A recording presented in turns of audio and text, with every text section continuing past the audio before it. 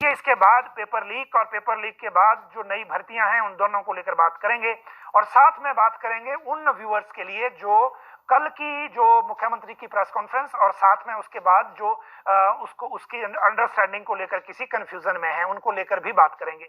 आज सबसे पहले बात कर लेते हैं नए एफआईआर की जो अभी आज दर्ज हुई है पेपर लीक के मामले में। हमीरपुर कर्मचारी चयन आयोग बेशक 21 फरवरी को भंग हो गया है।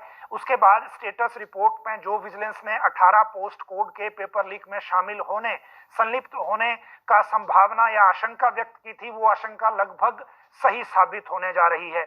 वजह यह है कि 5वीं एफआईआर पेपर लीक के मामले में आज हो गई है और ये जो 5वीं एफआईआर है ये हुई है ट्रैफिक इंस्पेक्टर की भर्ती के मामले में। दुर्भाग्य यह है कि इस भर्ती के मामले में 35,053 टोटल आवेदन थे पोस्ट कोड 819 के तहत और इसमें रिजल्ट आ गया था, जो रिजल्ट है वो आ गया था 28 जनवरी 2022 को।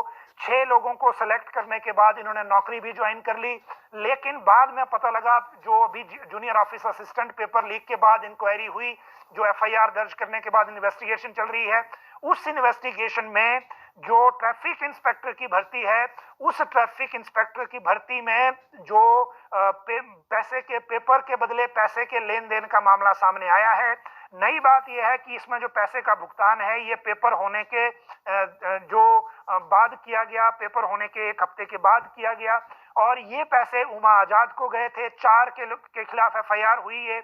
इन चारों लोगों के नाम इस एफआईआर में दर्ज हैं और अगर इन सारी चीजों को लेकर बात करें तो अभी हम सिर्फ आपको जो उमा आजाद है उसका बेटा निखिल आजाद है, नितिन है और कोई रवि कुमार है, जिनके खिलाफ 420, 201, 120 बी और जो पीसी एक्ट का 7, 7A, 8 और 12 ये धाराएं लगी हैं और ये 5वीं एफआईआर है इस पूरे मामले में।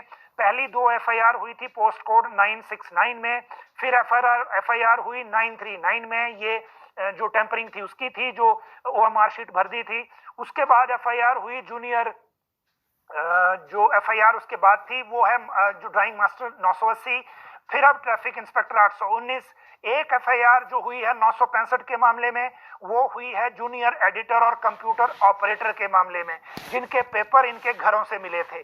तो ये जो 5 एफआईआर अब तक हो चुकी हैं, इन 5 एफआईआर में 4 पोस्ट कोड इन्वॉल्व हो गए हैं, 2 जो हैं वो होने वाले हैं आगे जांच में, जो जूनियर एडिटर और कंप्यूटर ऑपरेटर वाला, और जो 817 है जेओआईटी वाला वो भी एफआईआर की तरफ को बढ़ रहा है। ये 6ठी एफआईआर इसमें होगी।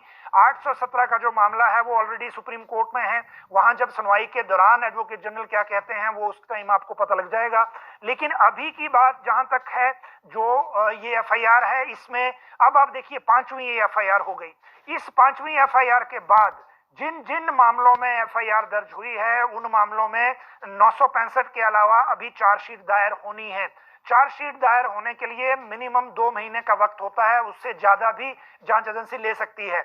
इन 2 महीने के वक्त से पहले ना तो जांच एजेंसी राज्य सरकार को कुछ कह सकती है और ना ही जो प्रोसिक्यूशन जिसमें प्रोसेस आगे बढ़ेगा कोर्ट से पहले कहीं और सूचना शेयर कर सकती है। इसीलिए इन मामलों में रिजल्ट डिक्लेयर होना तो आप भूल जाइए, लेकिन एटलीस्ट दोबारा भर्तियों को लेकर भी राज्य सरकार को कॉल लेनी पड़ेगी, वो किस तरह से करनी है और कैसे ये कॉल लेनी है। अब अगली बात अगर हम करें तो आज चीफ सेक्रेटरी प्रबोध सक्सेना ने अपने ऑफिस में जो कल मुख्यमंत्री ने कहा था कि पब्लिक सर्विस कमीशन क्लास 3 की भर्तियां शुरू करने वाला है, जो इंक्वायरी के अंडर हैं पहले से, उन्हीं के जो भर्ती परीक्षा है वो करने वाला है। उन भर्ती परीक्षाओं के लिए जो एज में छूट दी जाएगी क्योंकि वो अगर पहले ओवर एज हो रहे होंगे, और दूसरी ये कि उसके लिए जो फीस है वो दोबारा नहीं ली जाएगी, जो उन्होंने पहले भरी होगी सिर्फ वही ली जाएगी। अब एक चर्चा यह है कि जो जेओआईटी के जितने विवाद इकट्ठे होके कुछ सुप्रीम कोर्ट में और कुछ पेपर लीक में फंसे हैं, उन सारे पोस्टों को इकट्ठा करके पब्लिक सर्विस कमीशन ही क्लास 3 की भर्तियां ले।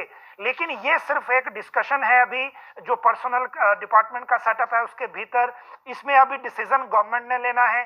गवर्नमेंट 2000 की पोस्ट है, किस पोस्ट कोड में निकालेगी वो अगले हफ्ते हमें पता लगेगा। हो सकता है 10 दिन जो मुख्यमंत्री ने कहे हैं उससे थोड़ा सा और टाइम लग जाए।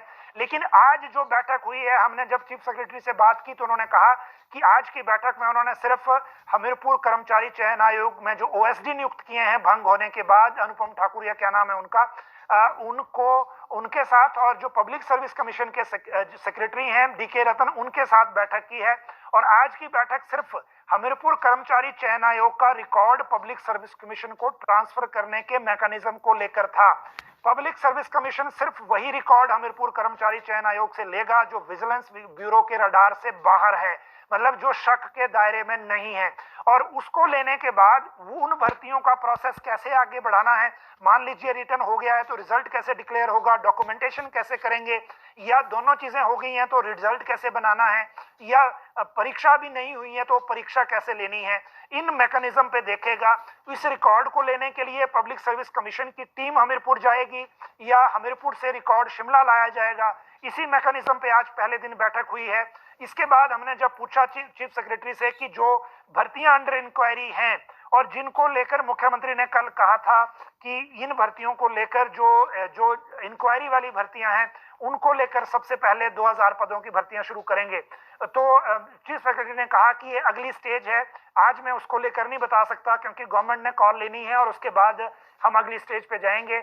अभी सिर्फ यही बात हुई है कि रिकॉर्ड ट्रांसफर करने का मैकेनिज्म क्या होगा और रिकॉर्ड जो है वो शिमला लाया जाएगा या फिर एक जगह सेफ वहीं रखा जाएगा और पब्लिक सर्विस कमीशन की टीम उसको वहां हैंडल करेगी। इन दोनों में डिफरेंस है और इसके बाद ही ये सारी चीजें पता चलेंगी कि किस तरह से आगे फिर बढ़ना है। पब्लिक सर्विस कमीशन ने प्लेनली मना कर दिया है कि हमीरपुर कर्मचारी चयन आयोग में जो स्टाफ तैनात था उनको वो नहीं लेंगे, ना उनकी कोई हेल्प लेंगे, ना उनका कोई प्रोसेस में उनको इन्वॉल्व करेंगे। उनको सरप्लस पूल में डालने की प्रक्रिया फाइनेंस में चल रही है, वो डल जाएगी, उसके बाद धीरे धीरे बाकी विभागों में उनको भेजेंगे। लेकिन जहां तक इंक्वायरी में फंसी हुई भर्तियों को लेकर आप लोगों को, जो व्यूअर हमारे कल और आज के बीच में कंफ्यूज थे, मैं उनको कहना चाहता हूं कि जब कोई इंक्वायरी, जब कोई पेपर लीक जैसे मामले में कोई रिकॉर्ड ऐसा मिलता है कि जिसमें पैसे का लेन देन हुआ है और पेपर लीक हुआ है, वो मामला हल्का नहीं होता।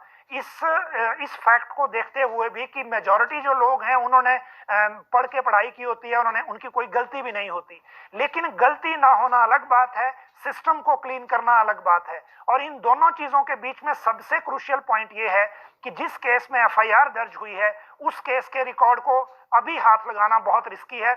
उसकी वजह यह है कि मान लीजिए कल को इन्वेस्टिगेशन के दौरान उस चेन को खोलने में और टाइम लग गया या मान लो कुछ और लोग उसमें इन्वॉल्व हो गए, तो फिर उसको कैसे संभालेंगे। दूसरी बात यह है कि इस पूरे मामले में हम किसी के एक के पक्ष में नहीं है, ना हम भर्तियां रद्द करवाने के लिए हैं, ना हम रिजल्ट डिक्लेयर करवाने के लिए हैं। हम किसी एक साइड नहीं हो सकते ऐसा जो मैं आपको इंफॉर्मेशन देने के लिए। हम सिर्फ वही बातें आपको बता रहे हैं जो अभी रिकॉर्ड पर चल रही हैं।